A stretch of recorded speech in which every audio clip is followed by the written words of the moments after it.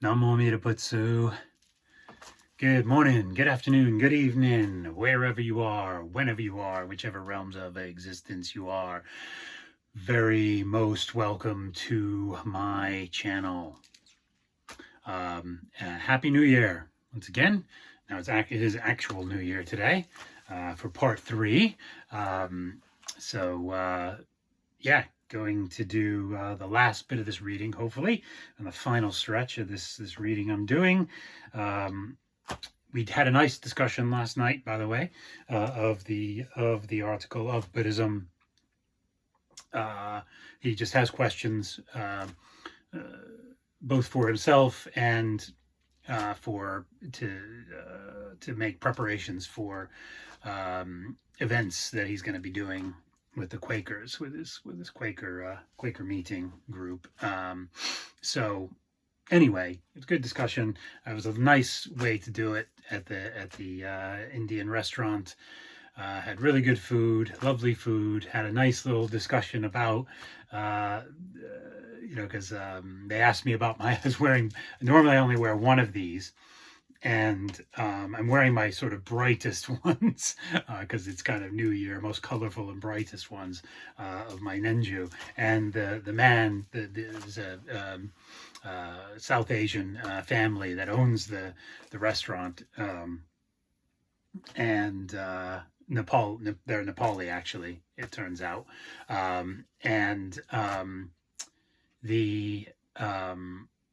we had a whole discussion about Buddhism because they had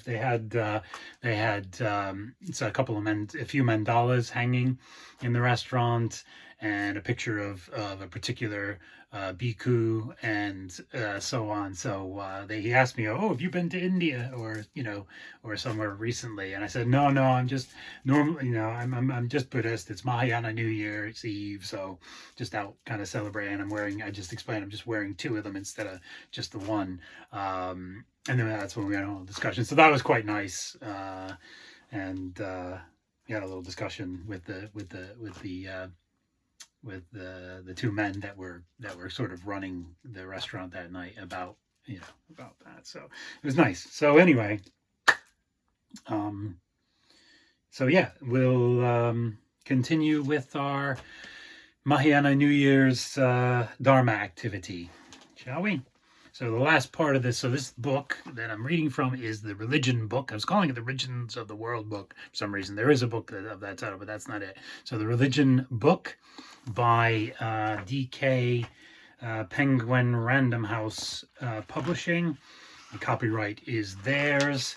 I'm just going to show you the copyright page as usual. And the copyright is theirs. I'm just doing this for educational purposes, for fair use.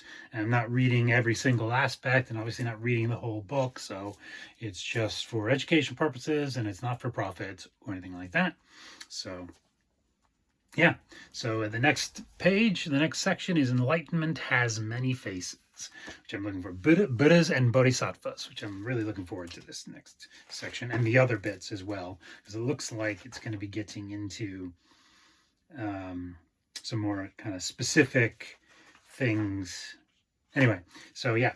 So let's go into this. And you can see my cat is joining me for the for the Dharma activity this afternoon. So it's always good. I always like that when she comes around for any of my Dharma activities in my days. So anyway, right. Let's do this. So the teachings that the Buddha encapsulated in his 4 Noble Truths and Noble Eightfold Path were straightforward and rational.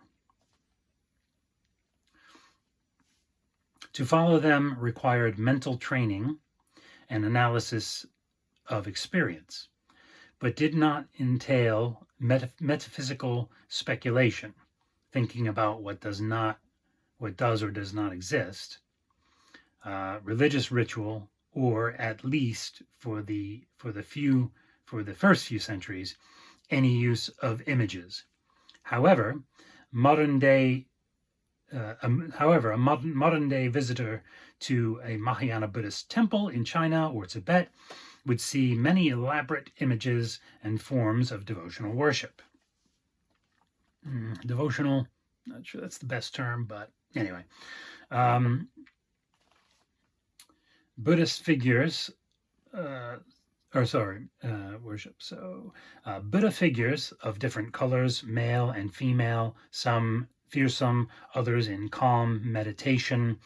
And I'd probably add to that list kind of some that are kind of androgynous or sort of not really gender specific, to be honest. There are a lot of Buddhas and Bodhisattvas that look that way. Even when they're assigned, even when they kind of are, traditionally thought of as male or female, lots of the images tend to be kind of gender non-specific, let's say. So yeah, I'm not laughing from any kind of ridicule or joking around about that, but it is a fact. I suppose the laugh was maybe because I'm not sure a lot of people, maybe some people, not a lot, I'd say probably a small amount of people within Buddhism might kind of raise an eyebrow at what I just said, or might take offense to that, but they shouldn't. If they're a Buddhist, they shouldn't, because anyway. So anyway, so where were we? So okay, so let's go back. Let's start that again. So Buddha figures of different colors, male and female, some fearsome, others in calm meditation, appear to be the objects of devotion in a way that, to the external observer, appears not unlike devotion to gods and goddesses of other religions. Since Buddhism still often claims to be rational, how did this imaginative transformation come about, and how is it justified? The Bodhisattva Path. Given the general Indian belief in reincarnation,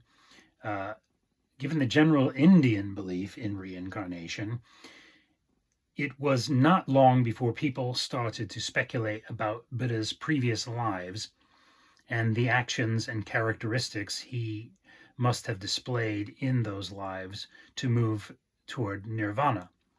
These musings led to the compilation of Jataka tales, or birth stories, including characters and involving characters, sometimes human, sometimes animal, that depicted the Buddhist qualities of love, compassion, and wisdom deemed necessary for progress toward enlightenment, or that depicted the qualities of love, compassion. Let me read that again. So these musings led to the contemplation of Jataka tales, or birth stories, involving characters, sometimes human and sometimes animal, that depicted the Buddhist qualities of love, compassion, and wisdom deemed necessary for progress toward enlightenment. So yeah, a lot of writings and teachings in Buddhism can have both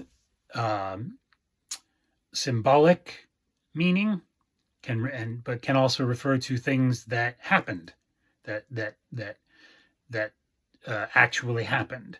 They might not have happened exactly in the ways that they're written about or depicted, but in some regard they happened. But they're also, the way they're written is also symbolic.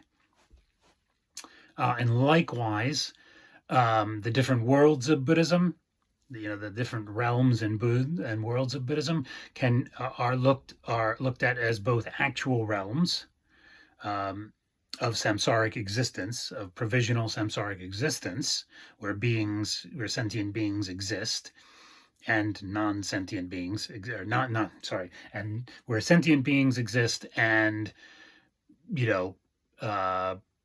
there's things of Buddha nature in all the realms, actually, because all samsara is of Buddha nature. Really, it's nothing but samsara, as really. Or sorry, it's not.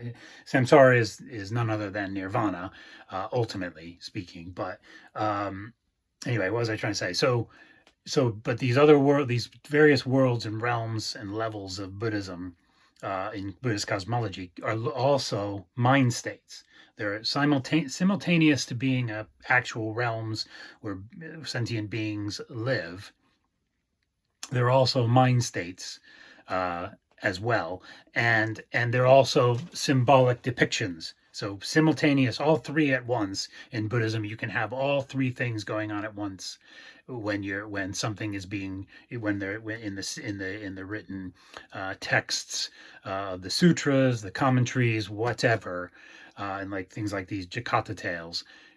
It's depicting an actual events, actual realms, mind states, and symbolism all at once, which is one of the amazing and beautiful things of Buddhist teaching, Buddhist cosmology, and um, Buddhist texts and Buddhist sutras. So anyway,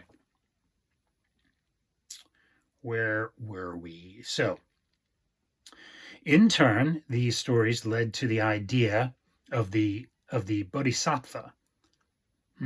Not sure about that.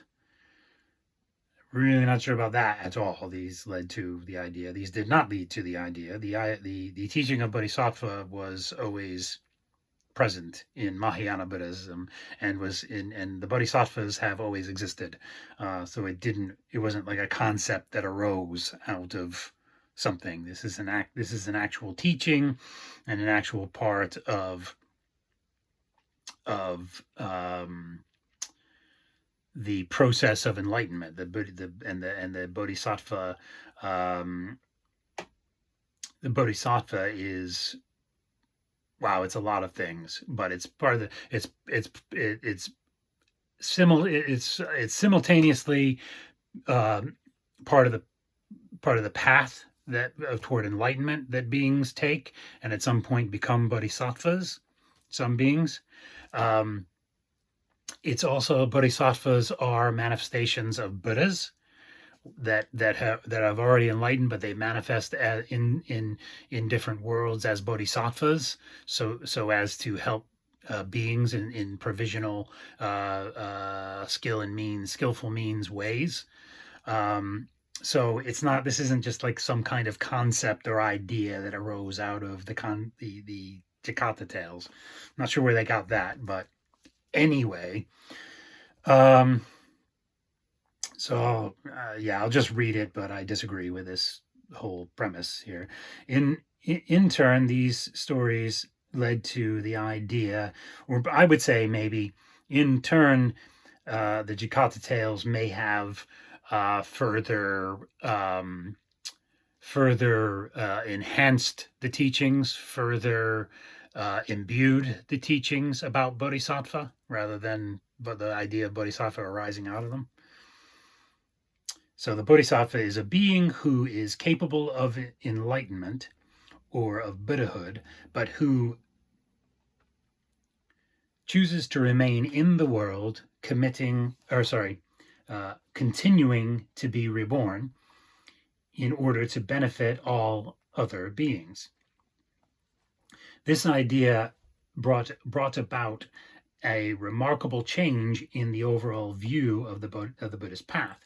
Instead of striving to become an arhat, or worthy one, the term for those of Buddha's followers who have gained enlightenment, it was now possible for Buddhas to dedicate themselves to the more exalted path of becoming. In effect, apprentice Buddhas, bodhisattvas who engage with the world out of universal compassion. All right, I'll just leave that as is. The great vehicle. Those who followed this new ideal called it Mahayana, or great vehicle. In contrast to the earlier tradition, which they describe as Hinayana, small vehicle, and regarded as too narrow in scope, practitioners of Mahayana believe that it represents a deeper teaching. which was implicit in the original Buddhist Dhamma. Not sure about, again, see, I'm not even sure I'm going to read the rest of this, because the Buddha taught for 45 years. He would travel different places and teach. Some would receive his early teachings. They would travel elsewhere and teach those teachings to others. That eventually evolved into Theravada or Hinayana Buddhism. Okay, the early teachings of Buddhism. He then continued traveling around teaching and gave later bundles of teachings that,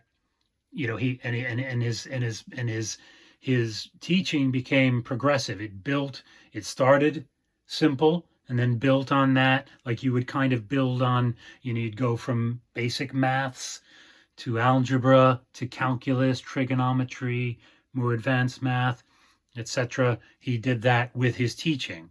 Now, at different points, people got that teaching of that time when he taught it, traveled off and taught that to others. So they had they had the teaching up to that point.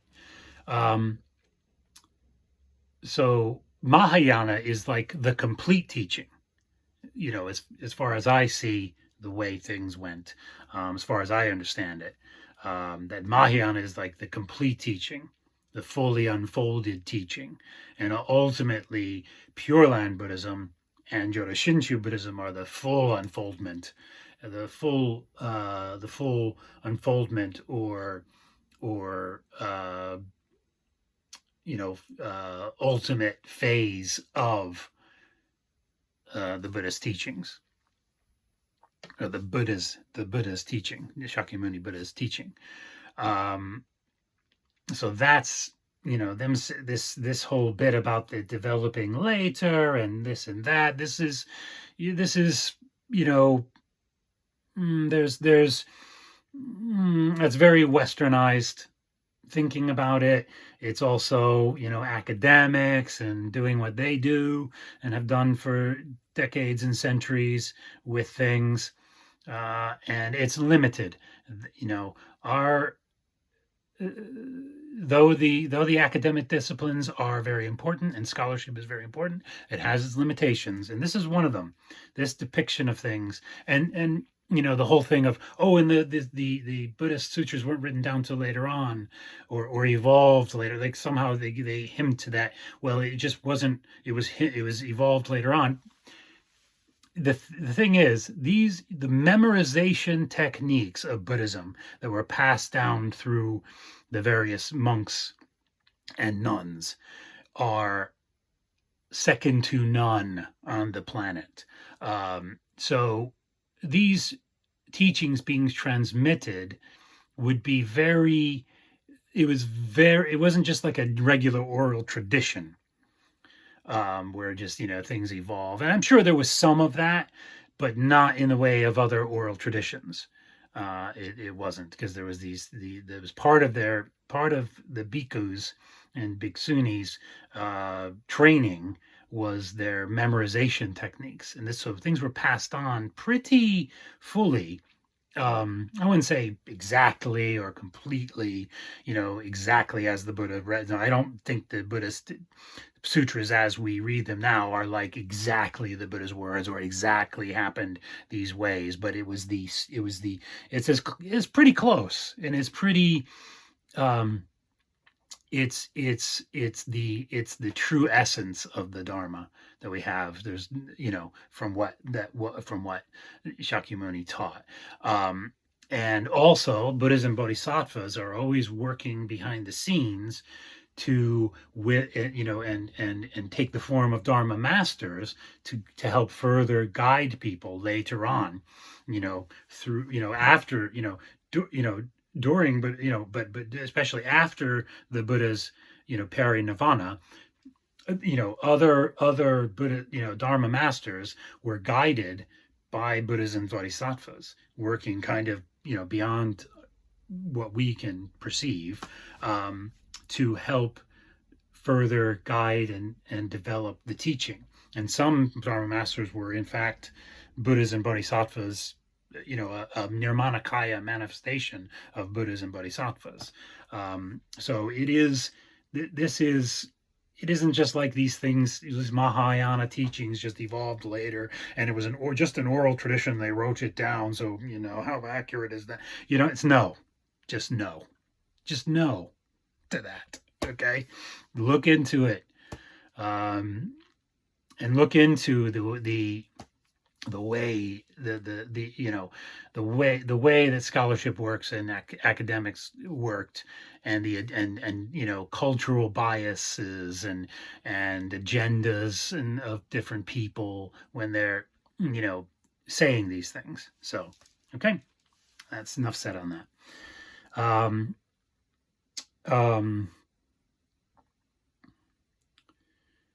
So where were we? I'm not saying I'm not a literalist at all, by the way. I'm not a fundamentalist Buddhist or a literalist Buddhist, but I am very much believe that the sutras as we have them now, they may not be the exact depiction of the exact events and the exact words that the Buddha spoke, but they are the authentic teaching that Buddha Shakyamuni gave. They are. I have no doubt about that. Okay. So there's a difference between literalism and fundamentalism and authenticism, I guess you could call it, or being authentic, having the still having the authentic true teaching is still possible, even though it's not necessarily literal or exactly what happened or exactly what the Buddha exactly said. Okay.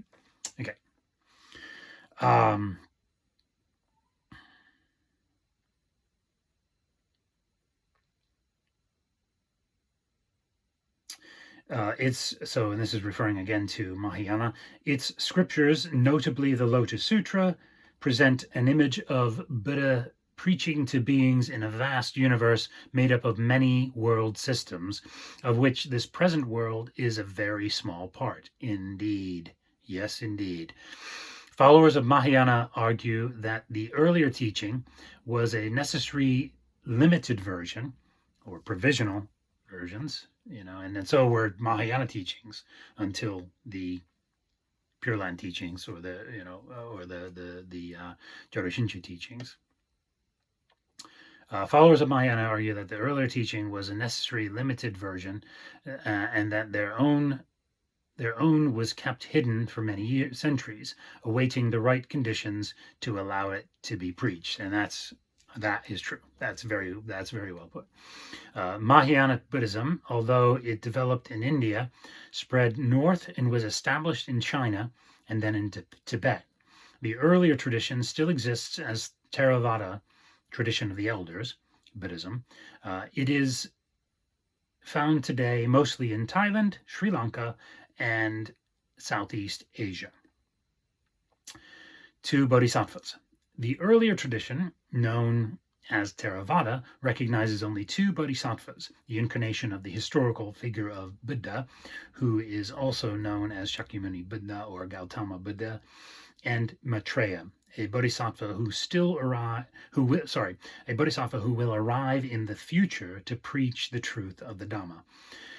However, in Mahayana Buddhism, lay people as well as the monastic community are encouraged to reach nirvana and thereafter to become bodhisattvas. Once the possibility of a vast number of bodhisattvas was accepted. Let me just read that again. However, in Mahayana Buddhism, lay people as well as the monastic community are encouraged to reach nirvana and thereafter to become bodhisattvas. Yeah, okay, that's correct. Once the possibility of a vast number of bodhisattvas was reached, each dedicated the task of universal enlightenment. The floodgates of Buddhist iconography. So let me just read that again. Sorry. Once the possibility of a vast number of bodhisattvas was accepted, each dedicated to the task of universal enlightenment, the floodgates of Buddhist iconography were opened, because these beings could then be imaginatively depicted in order to provide inspiration for others. That's true as well. That's another level at which Buddhist, the multiple levels and layers of Buddhist teaching that are all true in their own ways, in each of the layers and levels ways.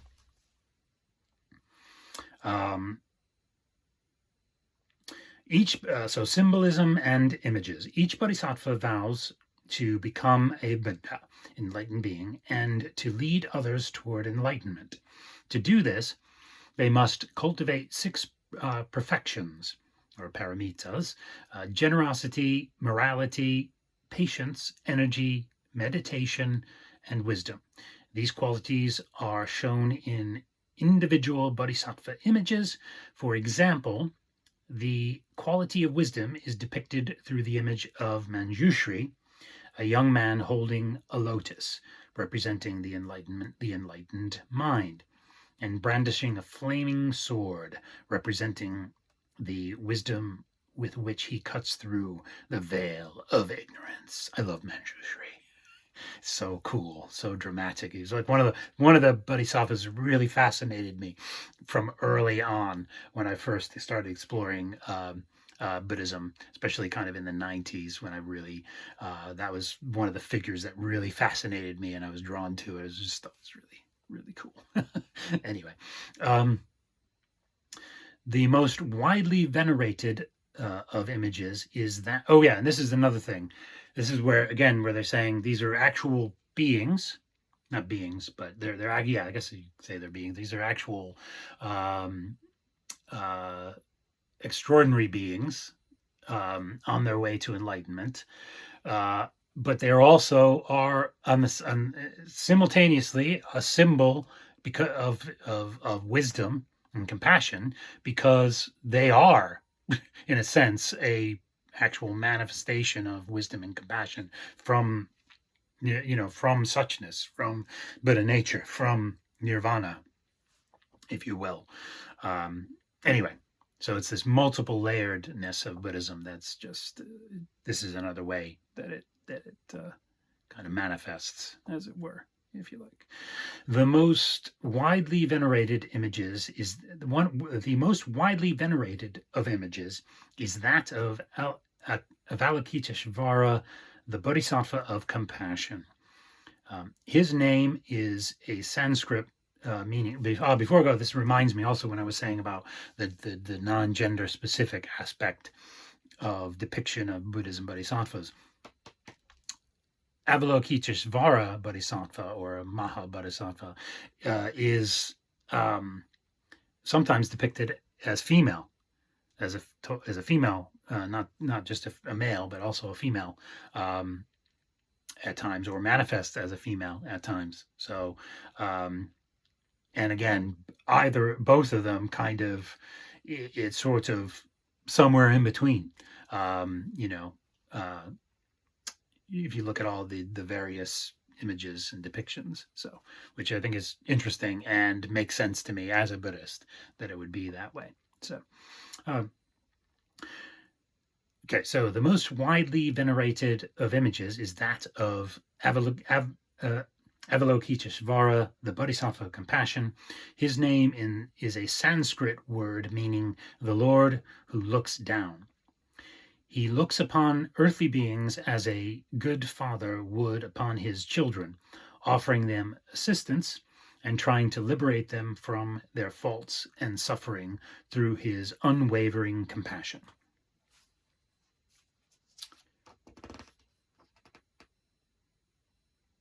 I'll read this bit about the tankas.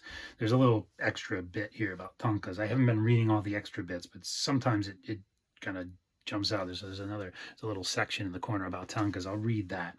This tanka, a silk wall hanging, depicts Tara, who vowed to become a female bodhisattva to show that the difference between male and female is unimportant, as these ideas are illusory.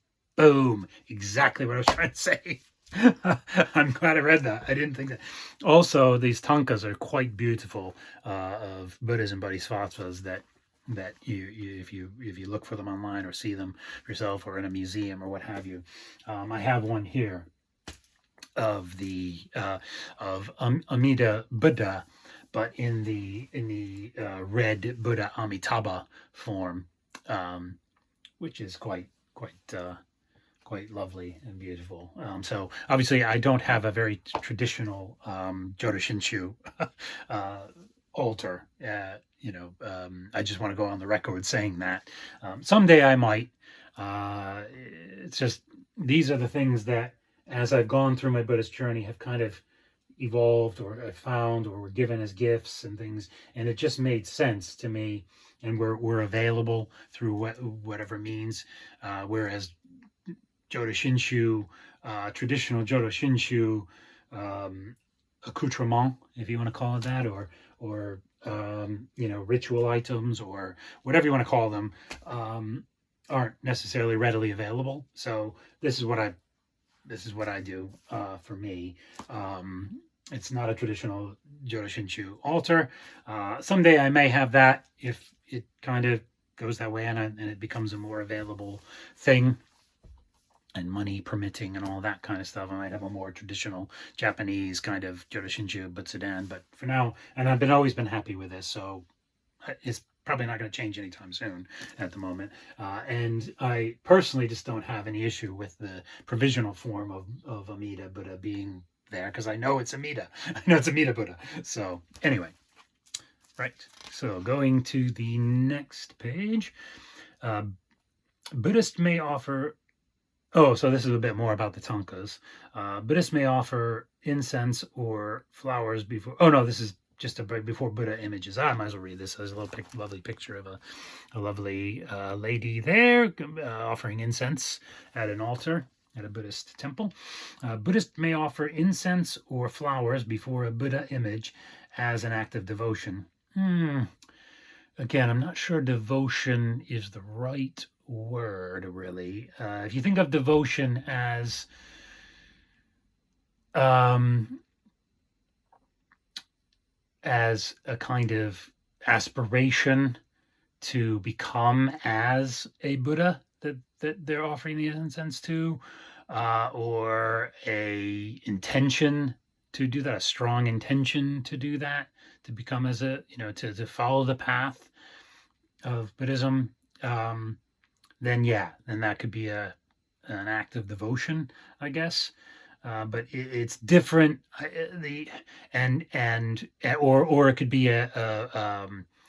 something to offer merit, to make karmic ties with that Buddha or Bodhisattva, or that Buddha to go to their particular Pure Land, and that's a whole different type of Pure Land Buddhism than what Jodo Shinshu is about. So in that sense, it could be devoted, like they aspire to go to a particular Buddha's Pure Land, or be born with that Buddha somewhere, or be born with a future Buddha. Like, there's certain practices, I think, to be born in Maitreya's time, when Maitreya, Bodhisattva becomes the next kind of Nirmanagaya Buddha for our Saha world, our particular corner of samsara, and they, gazillions of years from now, kalpas from now, when it's an ascending kalpa again, and it gets to I think the pinnacle. Before it starts to descend again, Maitreya will come at that point, along with the big kahuna world-turning monarch, the Chakravartin king, that is will be the Chakravartin king, not just of like Asoka was of his territory or countries or his empire, that empire. It will be of, like, if you think of it as the galaxy, it'll be the king of the galaxy, the king of the universe. Actually, you could look at different layers and levels of Buddhist cosmology. But anyway, so there's people that kind of, there's practices and aspiration and things, and transferring merit, I think, so that you're born when Maitreya becomes Buddha. So there's people that do that. So in that sense, devotion would be right, but it's probably not like devotional practices of other religions. So, okay. All right. So where are we here? Back to this section about, symbolism and images. Known to Tibetans as, so we're still talking about Avalokitesvara Bodhisattva. So known to Tibetans as Chenrezig, Avalokitesvara takes on a female form as Kuan Yin in China, as I was saying, and Kannon in Japan. Avalokitesvara is also commonly depicted as having 4 arms, and many arms actually in other places, and many, anyway. Avalokitesvara is commonly depicted as having 4 arms. 2 are crossed over his heart, a third holds a lotus flower, and a fourth holds a rosary, or nenju, or mala. Rosary, I hate when this is again the westernized, I really can't stand, I'll be honest with you, I just cannot stand the westernized use of religious terms injected into Buddhist, talking about Buddhism in scholarship and academics and books. I really can't stand it. I really dislike it. And I'm very much, there's a Nichiren Buddhist teacher on YouTube that has written all kinds of books trying to rewrite, kind of retranslate, not rewrite, but retranslate as many Buddhist sutras and teachings and commentaries, whatever, as he can, to where there's westernized language like that, like using rosary. So annoying. Anyway, and he's trying to kind of retranslate it so that's out, and other terminology that just uses Abrahamic terminology to describe Buddhist stuff. It's really annoying, or even Hindu stuff to describe Buddhist. It's just, anyway, so don't want to get too far off on that tangent. Okay, so the crossed arms symbolize the Bodhisattva's compassion outpouring from his heart to earthly beings. The lotus flower represents enlightenment and pure wisdom, while the nenju or mala symbolizes his desire to liberate earthly beings from their endless cyclical existence. The 14th Dalai Lama is traditionally thought to be an incarnation of this Bodhisattva of compassion. Manifestation might be a better word, but anyway, again, these terminology, it's very much such annoying from other religions. Anyway, all Mahayana images, and I kind of pointed all these things out to my father-in-law to say, if you use this as a source for your presentations or your events, try to keep this in mind to try to reword these things. Anyway, not all Mahayana images are elaborate in appearance. Each of the dhyana or meditation Buddhas, such as Buddha Amitabha, for example, there we go, are depicted sitting cross-legged, wearing a very plain robe, their eyes closed in meditation. However elaborate or not, these images may be however elaborate or not these images may be, and however far removed they may appear to be from the straightforward teaching of the historical Buddha, they are all taken to represent aspects of enlightenment. Again, these layers of teaching, even through the images. This is what's cool. That's why these images came about, not as objects of devotion. It was objects of teaching.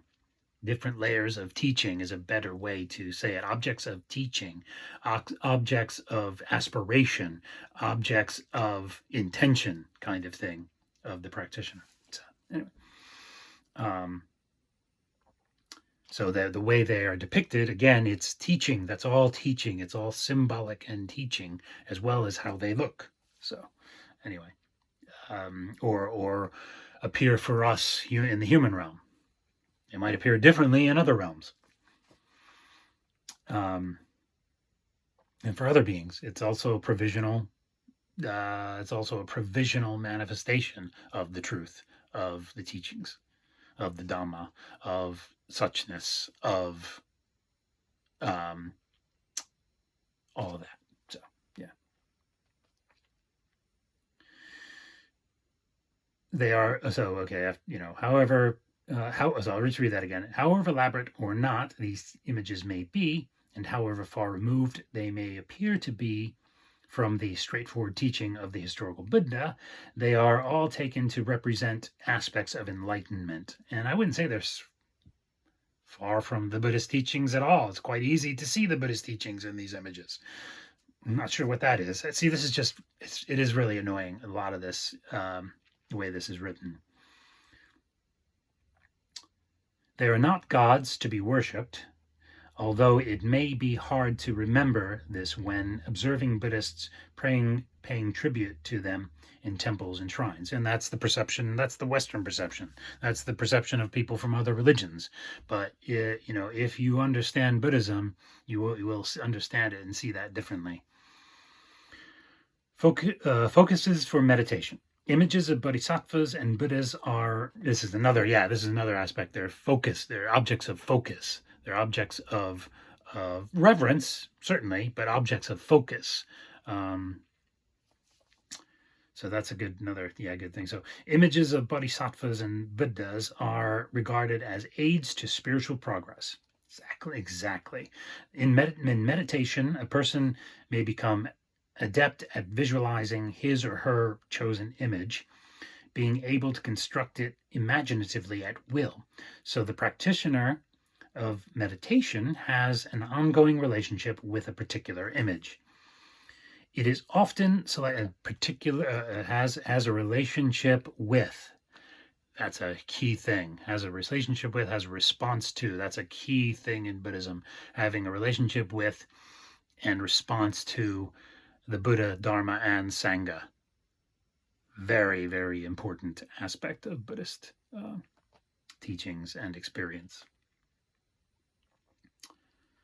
It is often selected for, the practitioner of meditation has an ongoing relationship with a particular image. It is often selected for that purpose on the advice of a teacher. In order to address a particular quality represented by the image of a bodhisattva or Buddha that the individual needs or wants to develop. The benefit of such practice is generally only apparent over a period of time. It is not seen as an automatic process, but one that requires sustained personal attention to the qualities and ideals that the image represents. And this is very much self-powered path Buddhism. With these practices they're talking about. The impermanent, another thing I want to say, go back to the Bodhisattva thing, and I'll try to keep this succinct, or try my best to express my understanding of Jodo Shinshu teaching. The way the Bodhisattva idea is worked out in Jodo Shinshu, or is taught, or is given to us through Amida Buddha's teaching, practice, and realization, is done as Dharmakara Bodhisattva, is that, well, first of all, he's the ultimate Bodhisattva, Dharmakara Bodhisattva, before it became Amida Buddha. And also, another aspect is when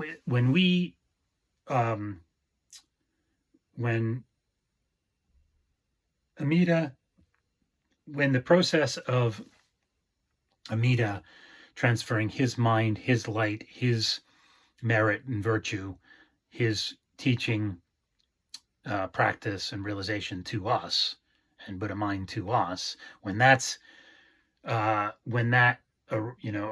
Shinjin, and it's called Shinjin, when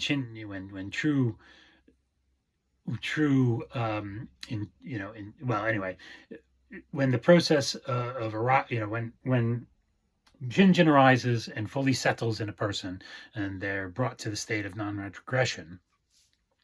Right there, part of the process in Jodo Shinshu of our salvation here and now, it begins here and now, is that in Shinjin, we're brought to the stage of non-retrogression, just like bodhisattvas are brought at a certain, bodhisattvas are brought to a stage of non-retrogression, the stage of joy, which means they won't fall back. It's onto Buddhism. It's onto Buddhahood from there.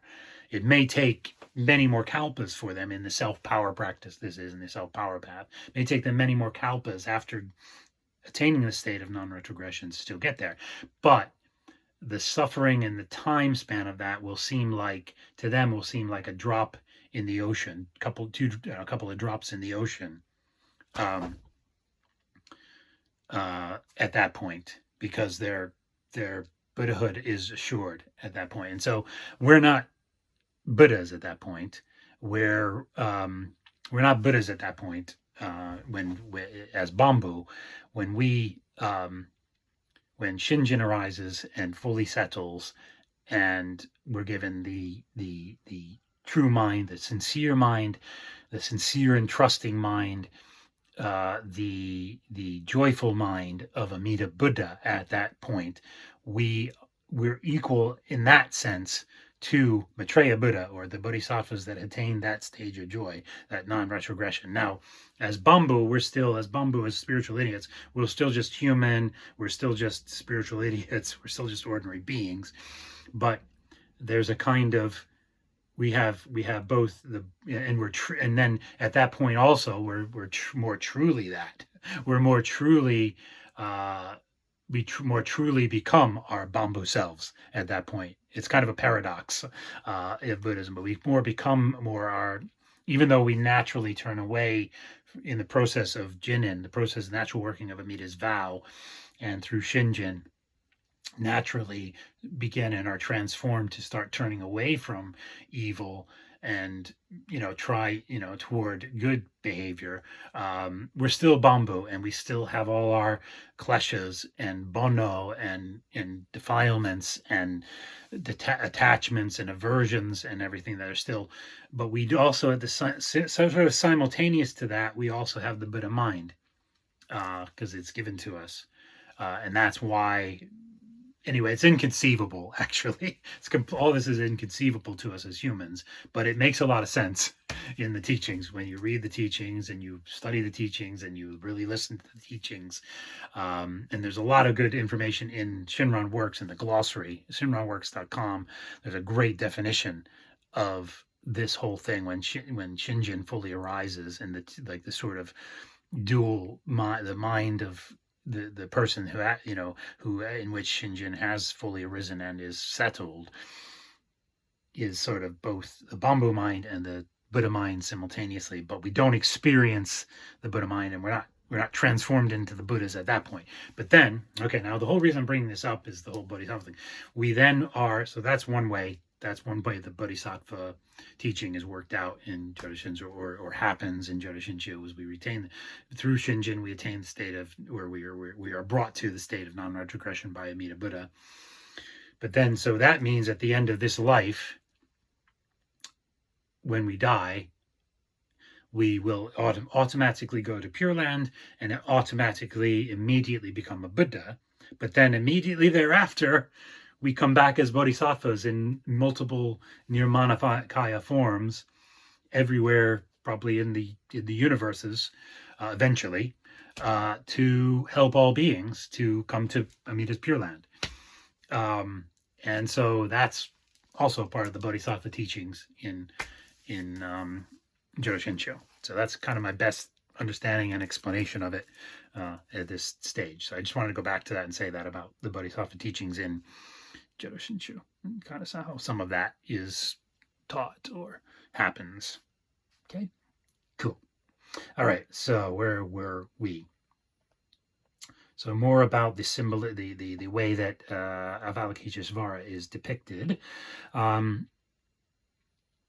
So we started to go into the flower. The lotus flower represents enlightenment and pure wisdom, while the rosary symbolizes his desire to liberate earthly beings from their endless cyclical existence. The 14th Dalai Lama is traditionally thought to be a manifestation of this bodhisattva of compassion. Not all Mahayana images are elaborate in appearance. Each of the dhyana or meditation Buddhas, such as Amitabha Buddha, or for example, are depicted sitting cross-legged, wearing a very plain robe, their eyes closed in meditation. However elaborate or not, these images. Oh, sorry, I went back too far. Sorry about this. We're on the focuses of meditation now. Sorry about that. We'll go start again on the focuses of meditation. Images of bodhisattvas and Buddhas images of bodhisattvas and Buddhas are regarded as aids to spiritual progress. In meditation, a person may become adept at visualizing his or her chosen image, being able to construct it imaginatively at will. So the practitioner of meditation has an ongoing. Oh, sorry, I read this as well. Sorry about that. That's very self-power practice of meditation, of using images of Buddhism bodhisattvas for that purpose. And the whole idea, the benefit of such practices, this kind of meditation and visualization of these images, the benefit of such practice is generally only apparent over a period of time. It is not seen as an automatic process, but one that requires sustained personal attention to the qualities and ideals that the image represents. I just want to read that last bit of it because it kind of leads into the next, and that's kind of or gives a good ending to that bit. It is very that's self-power oriented. But Buddha Amida has done as Dharmakara Bodhisattva has already done all these practices for us and giving us the merit of this, transferring his merit and virtue to us, his mind to us, through his vow power, through his vows and his vow power, particularly the 18th vow of Dharmakara Bodhisattva. So the impermanent mandala. I love this. The mandala is another Buddhist image created for the purpose of spiritual development. Whether used for meditation or instruction, a mandala is a geometric pattern in which various shapes, letters, and images of Buddhas and Bodhisattvas are intricately woven in a complex image indeed. The patterns are carefully created out of colored sand, displayed at festivals, and then destroyed. Their destruction is important because it reinforces the idea that everything is temporary. Their destruction is important because it reinforces the idea that everything is temporary. Everything is temporary. Sorry.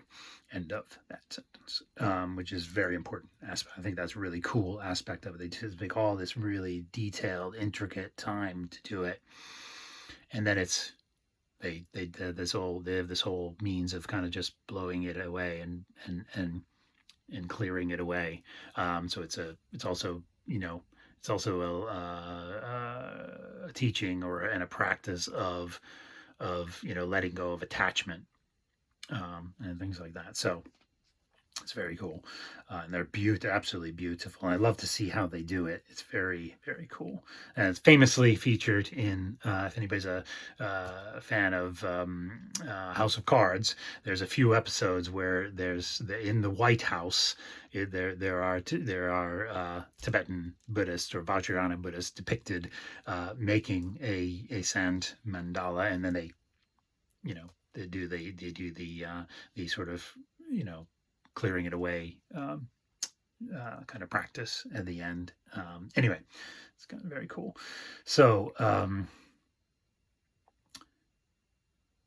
thought it was very interesting that popped up in House of Cards, and House of Cards is a very mappo show, you'd have to say.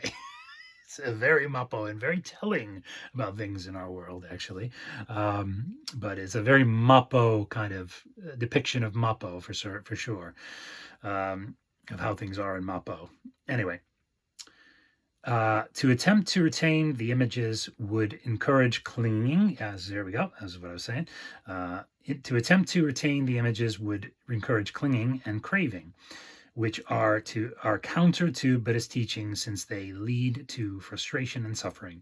It is only through letting go, embracing detachment, that the journey to enlightenment can begin. I was kind of saying that in a more simplified form there, but so I might be going into a fourth part of this, it looks like. Yeah, so I think I'll finish this last bit, and then we'll conclude this part and then go to part 4. I'm loving it, man. Emptiness and Buddhas. The Buddhist philosopher Nagarjuna argued that everything is empty. I love Nagarjuna. Everyone loves Nagarjuna, and everyone claims them in all of their. It's like almost universally he's claimed as a Dharma master in the various schools and lineages of Buddhism. It's because he's just mind-blowingly amazing bodhisattva and teacher and Dharma master. But anyway, the Buddhist philosopher Nagarjuna argued that everything is empty of inherent existence. By this, he meant that nothing in the world, including all living beings, has a self or therefore an underlying essence or inherent existence. He maintained that this idea was implied by Buddha's original teaching about the concept of interconnectedness, which sees earthly items and beings as having no essence or own being, because they are all dependent on the prior existence of something else. Given that we ourselves have no independent underlying essence, the aim of meditation is to see beyond our senses and the ideas we have gained from them, to look directly upon ultimate truth. Given that the Buddhas and Bodhisattvas may be conjured up in meditation, this suggests that they are neither substantial, in other words, they do not have a physical embodiment, nor located somewhere else in the universe. Each of the images conjured up is not a representation of a person, but part of the ultimate truth about the person who sits in meditation. Nice one. The vast array of Buddha and Bodhisattva images are merely temporary aids to assist a person in recognizing that every individual is a potential Buddha. Very, very well said. Very well said. So that's a good place to stop for this part 3. So once again, happy Mahayana New Year. And the other thing I want to say about my altar, I was talking about my altar earlier, is I quite have liked, as I've been exploring Buddhism for decades now, the images I've seen, both in just pictures, but also in video images of temples and altars in sort of Vietnam and other places, where they're very colorful. There's lots of light, like lots of glowing lotuses and glowing lights and flashing lights, and I really like that. I mean, some people might not appeal to them, but I always love that. It just, there's something about it that really draws to me, and so that you can see that that influence in my altar. Obviously, I've put these lights, the Chinese lights, out for the Bodhi season, as I call it. I might not leave those there. I might get some other lights that aren't quite as festive to put around, because I really like that, and that's also an influence. So I don't know. I might never have a very traditional Jodo Shinshu Buddhist altar, but there's part of me that really wants to be all proper Jodo Shinshu Japanese style Butsudan. There is part of me that really wants that, so I might need to have more than one. I might need to have the more bright, ostentatious, flat, altar, and one that's very, Might need to have both at some point. But anyway, if I can afford it or have the space or have the availability of that kind of stuff. So anyway, thank you for joining me again for this my Dharma activity, Mahayana New Year's Dharma activity. And we'll catch you at the next part. Namo Amida Butsu.